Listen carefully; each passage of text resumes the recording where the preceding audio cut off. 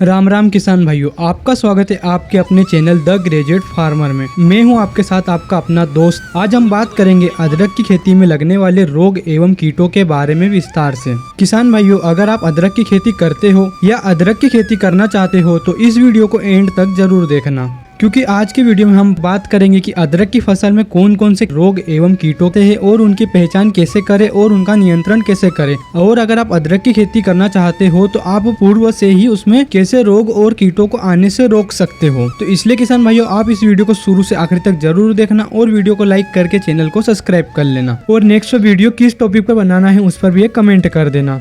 अगर किसान भाइयों आप इस वीडियो को आखिरी तक देखते हो तो मैं 100% दावे के साथ कह सकता हूँ कि आप अपनी फसल पर आने वाले रोग एवं कीटों से अपनी फसल की सुरक्षा कर सकते हैं। तो आइए किसान भाइयों, हम शुरू करते हैं वीडियो को। तो सबसे पहले हम बात करेंगे अदरक की फसल पर आने वाले संपूर्ण रोग पर। सबसे पहला रोग है हमारा मृदु विगलन या प्रकंद सड़न। सबसे पहले हम इस रोग के लक्षण देख लेते हैं। मृदु विगलन रोग के आक्रमण होने पर हमारा पौधा पीला पड़ने लगता है। पीला पड़ने की शुरुआत पौधे की निचली पत्तियों से होती है, जिसमें पौधे की पत्तियों की नोक से पीलापन शुरू होता है और धीरे धीरे पूरी पत्ती पीली हो जाती है और पूरा पौधा पीला होकर सूख जाता है और पौधा जमीन की सतह पर तने के पास पिलपिला हो जाता है, जिसमें पानी जैसा नमी जमा हो जाती है, जहां पर छूने पे हमें चिपचिपा महसूस होता है। लेकिन इस रोग के शुरू होने का कारण होती है फफूंदी। जब कंद क्षतिग्रस्त होता है या कोई कीट आकर उसमें छेद कर देता है, जिससे वहां से फफूंदी उसमें प्रवेश कर लेती है और धीरे धीरे कंद सड़ने लगता है, जिससे हमारे कंद का बाहरी भाग तो अच्छा दिखता है लेकिन उसका आंतरिक भाग सड़ जाता है,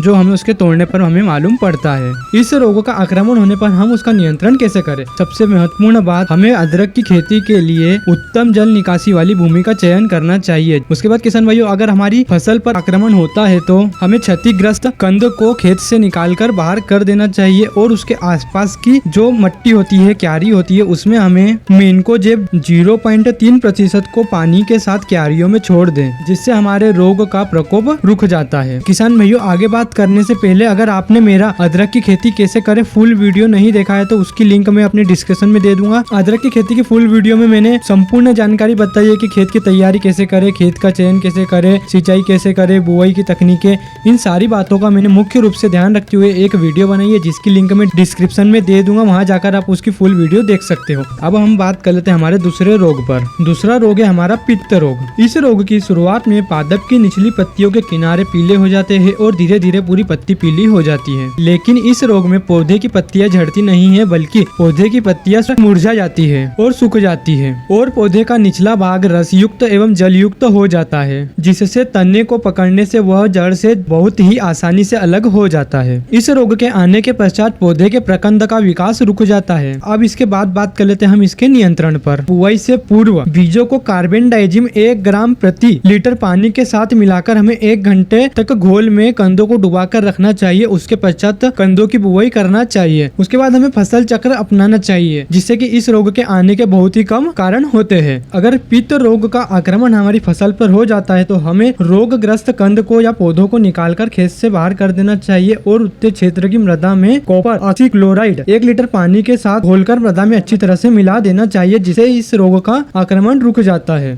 उसके अलावा हम मेटालेकिसल की 2.5 ग्राम मात्रा प्रति लीटर पानी के हिसाब से घोल मिलाकर हमें छिड़काव करना चाहिए। इस तरीके से हम पित्त रोगों को नियंत्रित कर सकते हैं। तो किसान भाई, यह था हमारा दूसरा रोग। अब उसके बाद बात कर लेते हैं हम तीसरा रोग है हमारा पर्णचित या धब्बा रोग। पर्णचित या धब्बा रोग का आक्रमण होने पर हमारे अदरक के पौधे की पत्तियों पर भूरे या गहरे भूरे रंग के धब्बे पड़ जाते हैं, जो धब्बे पौधे के एक पूरे भागों को घेर लेते हैं, जो पौधे का पूरा एरिया रोग ग्रसित हो जाता है। कभी कभी पत्तियों पर लगे धब्बों के चारों ओर पीला पीला रंग भी दिखाई देता है। इस रोग की उग्र अवस्था में पौधे की पत्तियां सूख जाती है। इस रोग का आक्रमण होने पर हम उसका नियंत्रण कैसे करें? तो इसके लिए मैं आपको कुछ दवाइयां बताता हूँ। सबसे पहला, बोर्डो मिश्रण का छिड़काव करना चाहिए, या हेक्साकोनेजोल 0.1% या पोपिकोनेजोल 0.1% या कार्बेंडाजिम या मेनकोजेब कवकनाशियों का उपयोग करना चाहिए। इसके बाद बात कर लेते हैं हम चौथा रोग, जीवाणु जी मलानी या उखटा रोग। इस रोग का आक्रमण हमें तने पर दिखाई देता है।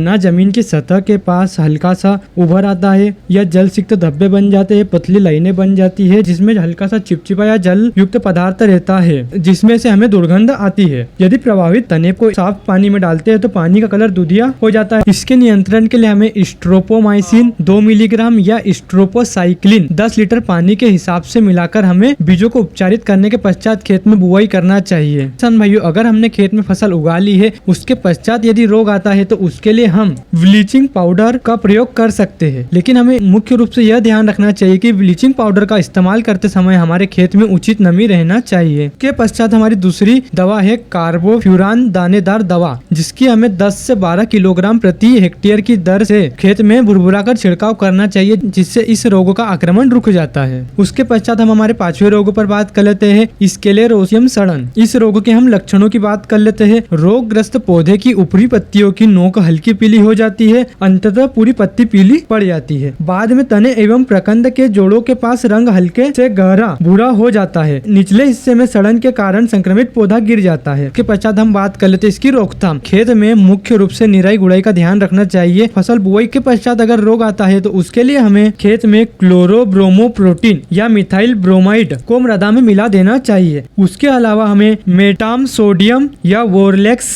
या क्लोरोपिक्रिन को हमें खेत में डाल देना चाहिए, जिससे कि हमारे रोग का आक्रमण रुक जाता है। उसके पश्चात हम हमारे 6वें रोग की बात कर लेते हैं, मूल ग्रंथि रोग। किसान भाइयों, अगले रोग पर बात करने से पूर्व मैं आपको बता दूं कि अगर आपको इन दवाइयों में से कुछ दवाई परचेस करना हो तो उसकी लिंक मैंने अपने डिस्क्रिप्शन में दी है, वहां जाकर आप उसमें से कोई सी भी दवाई को ऑर्डर कर सकते हैं, जो आपको अच्छे से अच्छे एवं कम से कम दाम में मिल जाएगी। उसके बाद हमारा अगला रोग है मूल ग्रंथि रोग। तो इस रोग के आक्रमण होने के पश्चात हमारे पौधे की वृद्धि रुक जाती है और पत्तियां पीली पड़कर लटक जाती है। मुख्य जड़ में गोल एवं अंडाकार आकार की कई गांठें बन जाती है, जिससे आप इस रोगों को पहचान सकते हैं। उसके पश्चात हम बात कर लेते हैं इसके नियंत्रण की। उसके लिए हम कुछ दवाइयों का यूज कर सकते हैं, जैसे ट्राइकोडर्मा विरिडी, ट्राइकोडर्मा हार्जेनियम या पेसिलोमाइसिन लिलासिनिस आदि के उपयोग से हम खेत में इस रोग का नियंत्रण कर सकते हैं। किसान भाइयों, अगर आप मेरी बात मानो तो हमें खेत में बुआई के लिए रोग रोधी किस्मों का चयन करना चाहिए। तो किसान भाइयों, यह थे हमारे कुछ रोग जिनकी हमने नाम, उनके लक्षण और उनका नियंत्रण जान लिया। उसके बाद हम बात करते अब कीटों पर। सबसे पहला कीट है हमारा कुरमुला कीट। तो किसान भाइयों, यह सबसे अधिक क्षति पहुंचाने वाला कीट है जो मृदा में रहकर कंदों का रस चूसता है। यह कीट सफेद कलर का होता है, कंदों का रस चूसता है, उन्हें क्षतिग्रस्त कर देता है, जिससे उसमें और कुछ रोग होने के कारण होते हैं। अगर यह कीट हमें प्रकंदों या अदरक की जड़ों में मिलता है तो हमें क्या क्या रोकथाम करना चाहिए। इस कीट के पैदा होने के मुख्य कारण कच्चा गोबर होता है, इसलिए हमें खेत में कच्चे गोबर को नहीं डालना है, उसकी बजाय हमें पूर्ण रूप से पका हुआ गोबर खेत में डालना चाहिए। उसके बाद अगर हम कुछ ऑर्गेनिक रूप से बात करें तो नीम का तेल या नीम की पत्तियों का बना पेस्ट को खेत में पानी के साथ मिलाकर छोड़ना चाहिए, जिससे कि इस कीट का आक्रमण रुक जाता है। उसके बाद बात कर लेते हैं हम रासायनिक तरीके की। इस कीट से हमारी प्रकंदों को बचाने के लिए हमें मोनोक्रोटोफास 1 ml प्रति लीटर पानी के साथ मिलाकर हमें 1 घंटे तक इस प्रकंदों को भिगोकर रखने के पश्चात खेत में बुआई करना चाहिए, जिससे कि यह कीट आक्रमण नहीं करता है। अगर किसान भाइयों हमें कुकुरमुता कीट का आक्रमण दिखे तो हमें क्लोरोपाइरिफास 20 EC 1 से 2 मिली प्रति लीटर पानी के हिसाब से मिलाकर क्षतिग्रस्त पौधों की जड़ों में डालना चाहिए। इसके बाद बात कर लेते हैं हम हमारे दूसरे कीट पर, जिसे हम अदरक की मक्खी या प्रकंद की मक्खी या मेगट के नाम से जानते हैं। यह कीट अदरक का एक मुख्य कीट है जो खेत में फसल एवं भंडारण के समय प्रकंदों को भी क्षति पहुंचाता है। इस प्रकार के कीट मुख्य रूप से पौधे के तने प्रकंदों पर छेद कर पौधे को क्षतिग्रस्त कर देते हैं। तो आप इसका नियंत्रण कैसे करोगे उस पर भी बात कर लेते हैं। अदरक की बुआई के पश्चात जब हम इस पर पहली मिट्टी चढ़ाते हैं तब हमें कार्बोफ्यूरान 3G दानेदार दवा 15 से 20 kg प्रति हेक्टेयर की दर से हमें खेत में छिड़काव करना चाहिए। इस रोगों का हमारी फसल पर आक्रमण दिखाई देने पर हमें क्लोरोपाइरिफास 2.5 ग्राम प्रति लीटर पानी के साथ मिलाकर खेत में छिड़काव करना चाहिए। उसके अलावा हमें एसीफेट 75 SC 15 ग्राम 10 लीटर पानी के साथ मिलाकर खेत में छिड़काव करना चाहिए। उसके पश्चात हम हमारे अगले तीसरे कीट की बात कर लेते हैं। तीसरा कीट है हमारा पत्ती रोलर। यह एक हरा कैटरपिलर है। यह पत्तियों को मोड़ देता है और उसके अंदर रहने लगता है और उसकी पत्तियों को सिरे से खाकर नष्ट कर देता है तथा पौधे के एक हिस्से को खाने के पश्चात दूसरे हिस्से पर चल जाती है और उस